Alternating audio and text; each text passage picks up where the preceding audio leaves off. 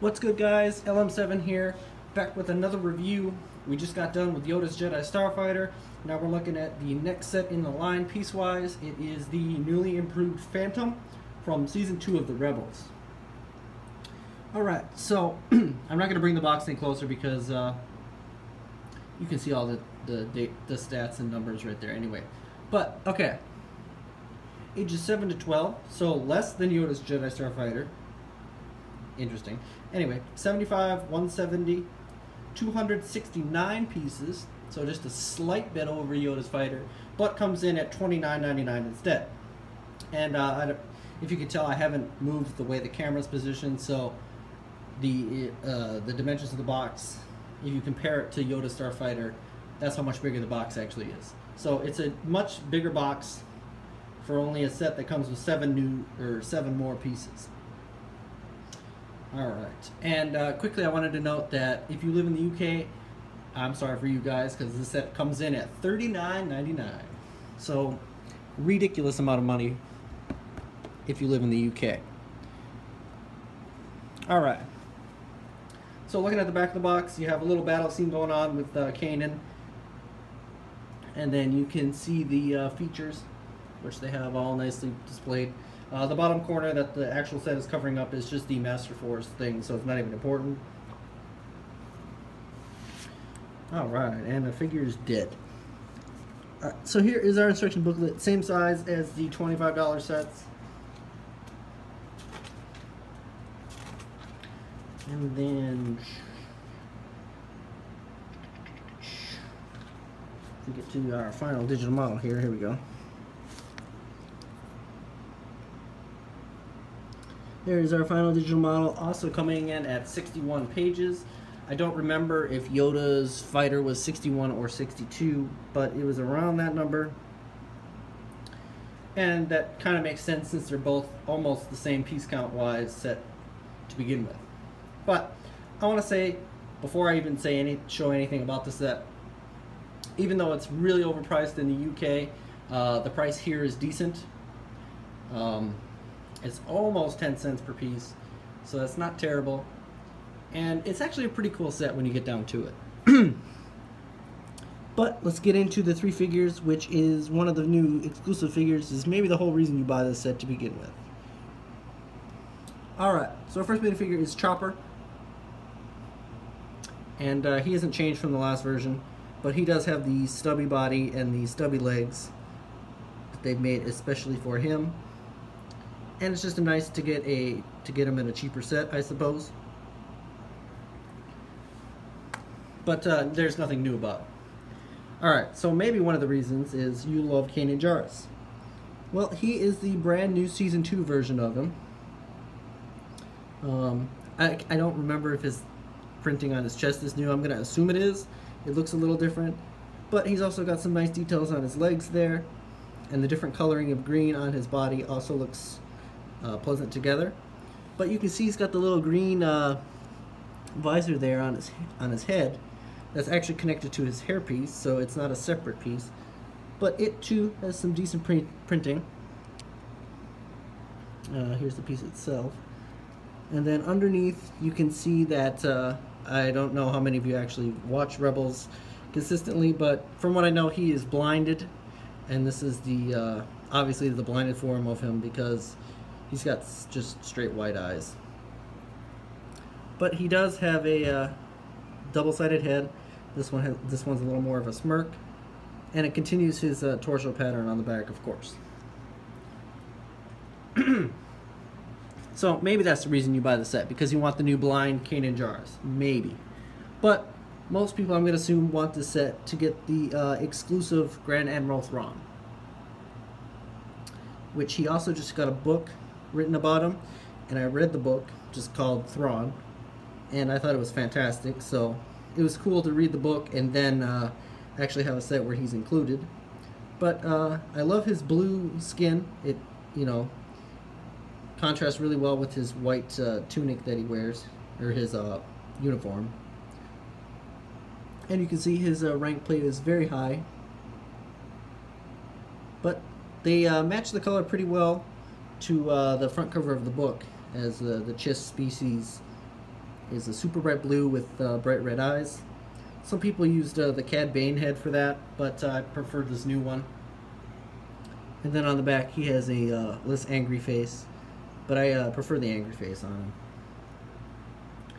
And then I also like his hairpiece, which isn't black, it's actually a dark blue.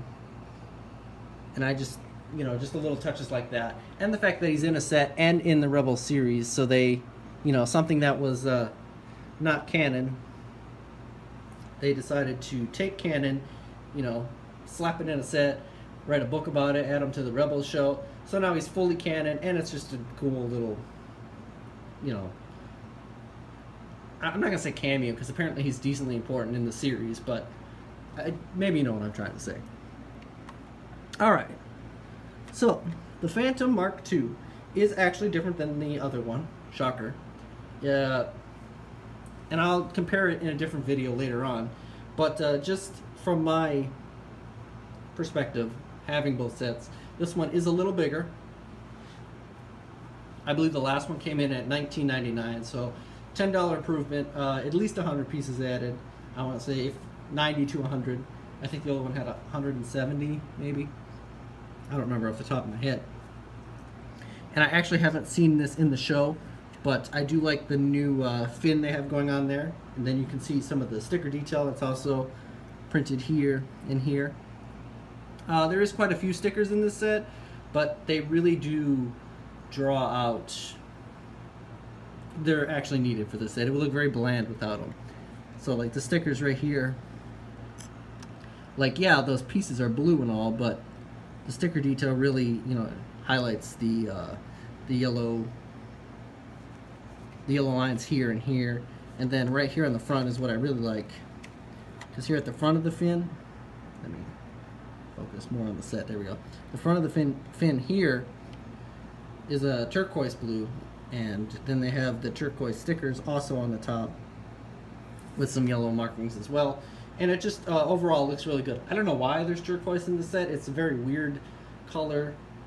You'd think it'd be the baby blue or the light blue, whatever color you want to call it, here in the back area, but I do like the addition of those pieces, and I love how this whole section is built.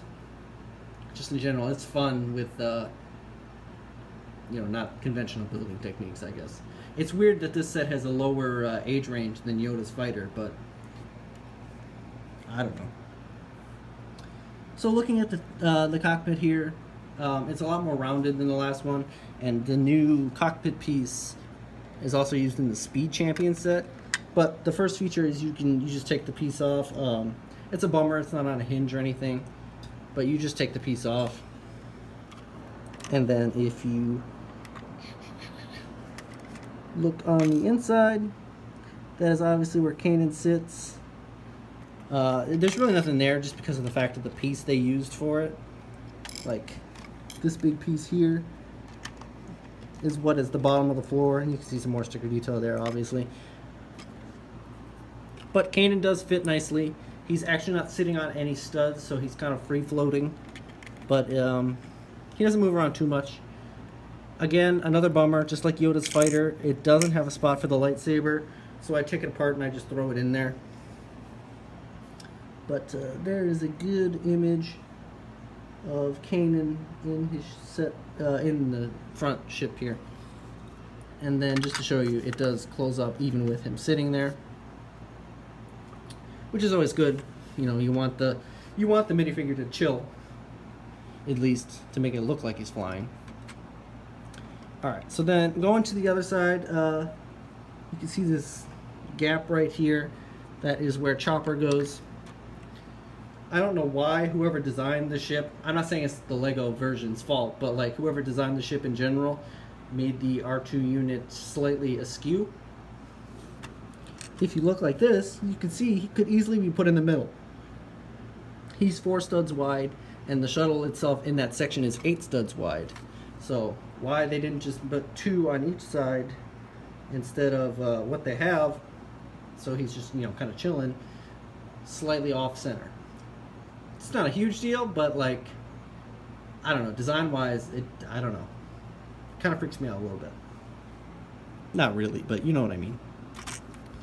Now, it's not really a feature, but you can detach the cockpit very easily from the body if you want to make that a feature yourself. It's just connected by 3 pins, so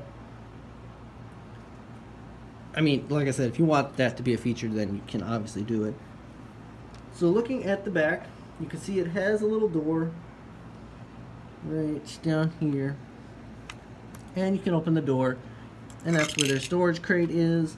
And then inside the storage crate, that does have one sticker on it. Let me just get it into focus real quick. There we go.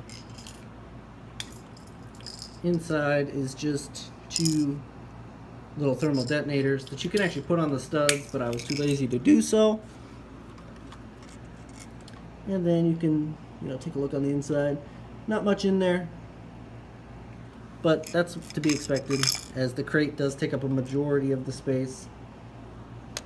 And then there is some more sticker detail there. So then the last feature, which is not really a feature, is you can obviously, there we go, you can obviously just fold up the landing gear. I do it a little differently than what the box shows, but this is the way I fold the landing gear. And you can get a look at the bottom, I guess. It looks pretty sleek from the bottom, actually. White and black look nice together. But that's just how I fold up the landing gear. You can do it however you want. The only thing is, obviously Thrawn doesn't really have a spot to go. So I just slap them on the side there. But that is it for the Phantom. I do want to point out that it is compatible with the Ghost.